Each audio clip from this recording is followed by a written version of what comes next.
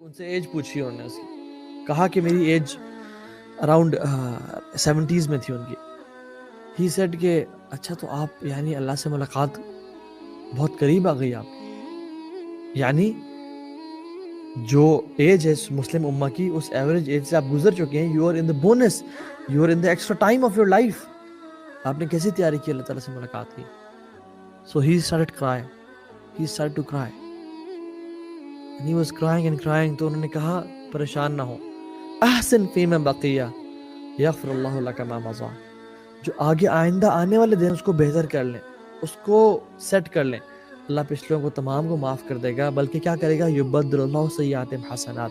اور میں اس لیکچر کو بالکل شروع کرتا ہوں ابھی، اور اس حدیث سے شروع کرتا ہوں کہ اللہ کے نبی صلی اللہ علیہ وسلم ممبر پر چڑھ رہے تھے، اور اس کے 3 سٹیپس تھے. جہاں تک اللہ کے نبی کے ممبر کا تعلق ہے، اس کے 3 سٹیپس تھے، ناٹ مور دین 3 سٹیپس. ایک قدم لیا انہوں نے کہا آمین، دوسرا لیا کہا آمین، تیسرا لیا کہا آمین.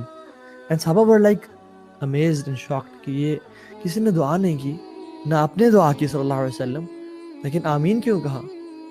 اور جب صحابہ نے پوچھا کہ رسول اللہ آپ نے آمین کیوں کہا، تو فرمایا کہ جبریل آئے میرے پاس اور انہوں نے اللہ کے حکم سے میرے سامنے دعا کی، اور مجھ سے ایک دعا کیا کی کہ وہ تباہ و برباد ہو جائے وہ شخص. یعنی he is a loser, he is a pathetic person, جس کی زندگی میں رمضان آیا لیکن اس نے میرے گناہ نہ بخشوائے. اللہ اکبر. میرے بھائی میری بہن، ہم سوچیں کس کے حکم سے جبریل آ رہے ہیں؟ اللہ تعالیٰ کے حکم سے جبریل آ رہے ہیں. اور جبریل افضل الملائکہ. دعا کون کرے؟ جبریل، اللہ کے حکم سے. اور آمین کہنے والا کون ہے؟ جو جس بات پہ آمین کہہ دے اس بات کو اللہ تعالیٰ کبھی رد نہیں کرتے. وہ کہہ رہے ہیں کہ جس شخص کی زندگی میں رمضان آیا پھر بھی اس نے اپنے گناہ نہ بخشوائے، کیونکہ it is nearly impossible for a Muslim کہ وہ رمضان کو پائے اور گناہ نہ بخشوائے. جب اللہ کی رحمت ٹھاٹھے مار رہی ہے، جب جنت کے دروازے کھلے ہیں، جہنم کے بند ہیں، اور اللہ تعالیٰ روزانہ لوگوں کو معافی کا اعلان کر رہے ہیں اور معاف کر رہے ہیں، لیکن یہ انسان اس نے کچھ ہی نہ کیا، اس نے کچھ کیا ہی نہ، اور شیطان کے ٹریپس میں پڑا رہا. اور رمضان کو ایک کرکٹ سیزن یا نیٹ فلکس کا مہینہ بنا لیا، یا آرام یا ویٹ لوز کرنے کا صرف مہینہ بنا لیا کہ I'll just focus on my exercise and my diet and not on spiritual well-being. تو رمضان میں یہ آرام کا مہینہ نہیں ہے، واللہ یہ سب کچھ لگا دینے کا مہینہ ہے، یہ راتوں کی نیند قربان کرنے کا مہینہ ہے، یہ بھاگنے دوڑنے کا مہینہ ہے، یہ اللہ کی رضا کو پانے کا مہینہ ہے. اس میں جتنا سمیٹ سکتے ہو سمیٹ لو. شیطان آ کے کہے گا یہ تم کس طرح کا لائف اسٹائل اپنا لیا تم نے، تو تم بہت زیادہ ایگزرٹ کر رہے ہو.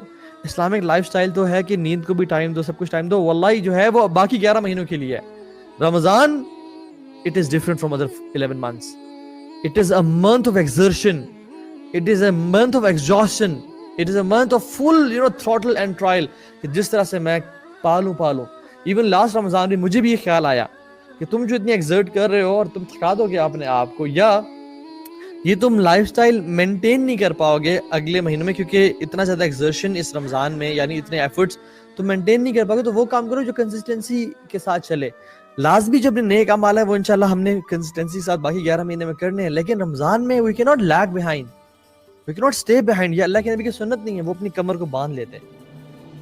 سلف صالحین ہم پڑھیں گے وہ کیا کرتے تھے. So Ramzan is a different month. Mind you شیطان آ کے آپ کو وسوسے دے گا، اور جو دینی لوگ ہیں ان کو دینی اینگل سے وسوسہ دے گا کہ اچھا اخلاق اختیار کرو، انشاءاللہ وہ بھی کرنا ہے انشاءاللہ ہم نے، لیکن عبادات میں